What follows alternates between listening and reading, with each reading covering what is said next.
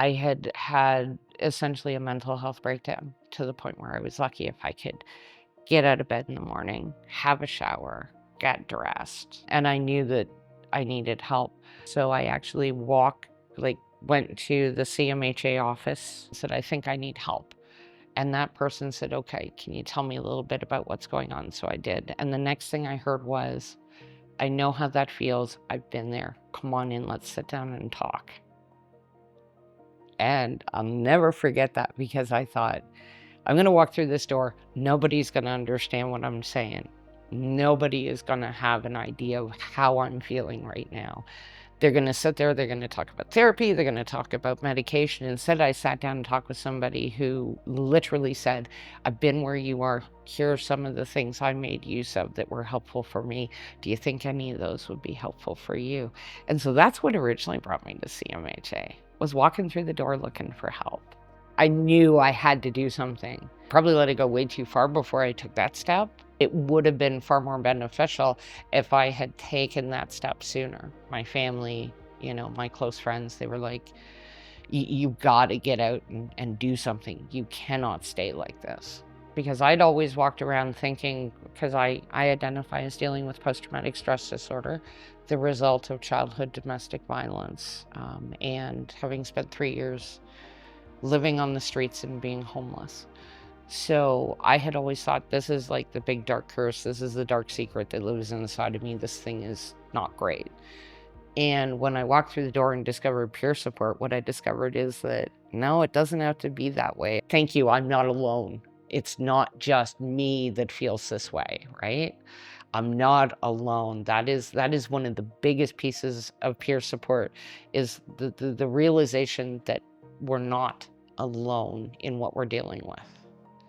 I can turn what I think is a challenge or a deficit or a fault or a problem and flip it around and make it like my strength. Over time, I developed a huge collection of what I refer to as my wellness tools, right? Or my mental health and wellness skills. For me, this is a reminder that I need to be compassionate with myself and everyone else that I support. And so I wear it every single day, because then it's right there to remind me. Because I didn't always get that compassion in my own life. And then I had the opportunity to volunteer. It's the interesting fact that I started out as a service recipient or a participant in our programs, and now I am the one helping to put those programs in place to support others. The first probably 9 months that I volunteered at CMHA, I was basically the person sitting at the front desk greeting people as they walked in, who were going, just like me, hi, I need help. The community that supports CMHA, I'm exceptionally grateful for, because not only did I access peer support in my journey, right, both one-to-one and group, and get all those training opportunities, I also accessed our peer warm line. I also accessed here 24/7 for crisis support at some points. And I am also an alumni of our dialectic behavioral therapy programs. All of those CMHA services were part of my recovery process.